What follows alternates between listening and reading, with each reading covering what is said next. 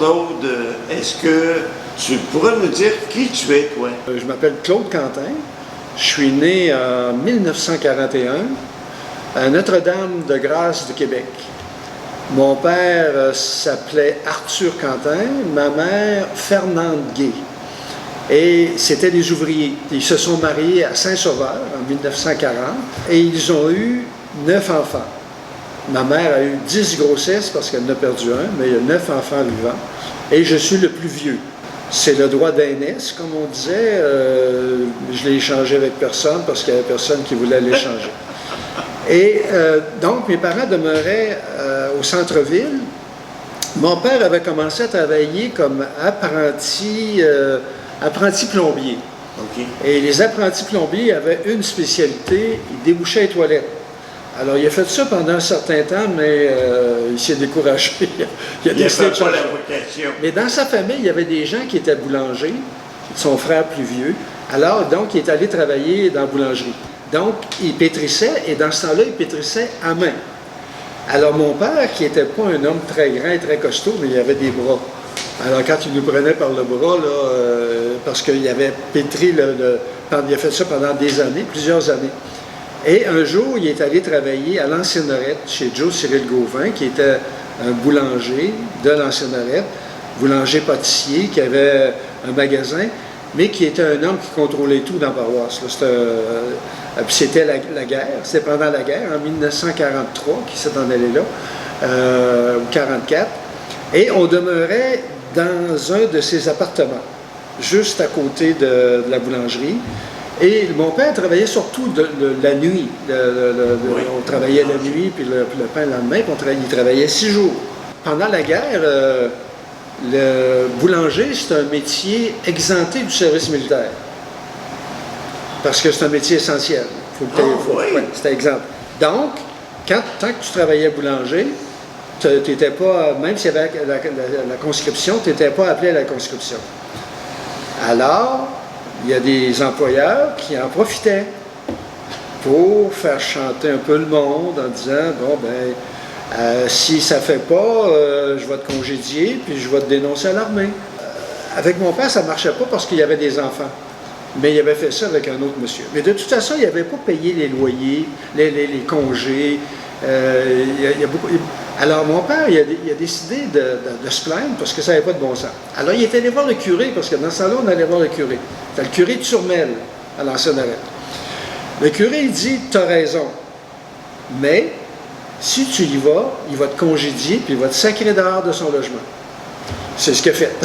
Alors, mon père, il n'a pas écouté, il est allé. Alors, il a gagné, il s'est fait payer ses congés, mais il l'a congédié. Et il nous a envoyé, il nous a expulsés de son logement. Dans ce temps-là, il n'y avait pas de régie des logements. Et mon père a essayé de trouver un autre logement. Là, il allait voir des gens. Il disait, oui, madame a dit, oui, notre logement, il est libre. Mon mari va être là, venez à l'heure du souper. Là, il va à l'heure du souper.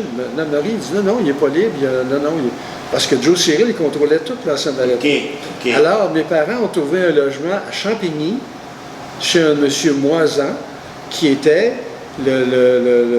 l'opposé, le concurrent de M. Gauvin. Et c'est là qu'on s'est en allé à Champigny. Puis après ça, mon père a travaillé un peu au collège de Champigny sur la construction, mais il était petit, mon père, c'était pas un gars de construction. Ensuite, il est entré chez Légaré. Et là, chez Légaré, pendant qu'il est entré chez Légaré Meubles, là, on est déménagé à Cap-Rouge et puis on est revenu au Saule. Parce qu'il y avait un monsieur de chez Légaré qui avait un appartement au Saule à louer. Alors, c'est comme ça qu'on est arrivé au Saule. Donc, c'est un peu accident. Oui. Alors, on n'a pas choisi les Saules, c'est les Saules qui nous ont choisis. Alors, mais on est arrivé au Saule en 1950. Moi, j'étais en 4e année. J'ai fait ma 4e, 5e et 6e année au Saule. Et je suis entré au séminaire après la 6e année, alors qu'habitude, on rentrait après la 7e. Absolument. Mais je suis allé passer les examens, puis j'ai été accepté.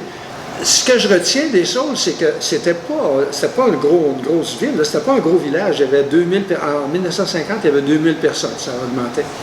Mais il y avait tous les services. Il y avait des épiceries, il y avait 2 ou 3 épiceries. Il y avait un boucher, puis il y avait des épiceries qui vendaient de la viande. Il y avait le boucher, M.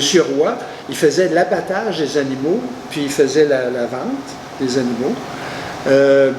Il y avait Godreau, qui était un épicier, puis il y avait M. Joe Robitaille, mais qui a vendu son épicerie à M. Deschambault. Et ça, c'était à côté de chez nous, puis moi, j'avais 15-16 ans, alors je suis allé travailler comme garçon d'épicerie chez Jean Deschambault, chez M. Deschambault. Et M. Deschambault, lui, il venait de la région de Montréal et il parlait l'anglais. Donc, il y avait comme clients tous les soldats de Valcartier qui étaient des anglophones. Parce qu'il y avait toujours, à Valcartier, ça se promenait. Et les anglophones disaient, bien là, tu vas avoir de la misère à trouver une épicerie française, appelle Deschambault au Saule. Alors là, il appelait chez Deschambault. Alors moi, j'ai commencé à prendre les commandes au téléphone en anglais. Mais Deschambault disait, t'es bon, continue. Alors, je prenais les commandes, puis on allait porter les choses là. Donc, j'ai commencé à apprendre un peu l'anglais là. J'ai travaillé l'été, puis je faisais de la livraison aussi. Mais comme je disais, il y avait tout. Il y avait une pâtisserie, Jean-Baptiste Lafrance, qui était le premier maire. Il y avait une pâtisserie sur Masson. Il y avait un entrepreneur général, Eugène Leclerc. Il y avait une quincaillerie, M. Alain. Il y avait un médecin, le docteur Brown, qui était marié avec une Livernois. Et il habitait dans la maison Livernois qui a passé au feu. Là. Ah, la villa?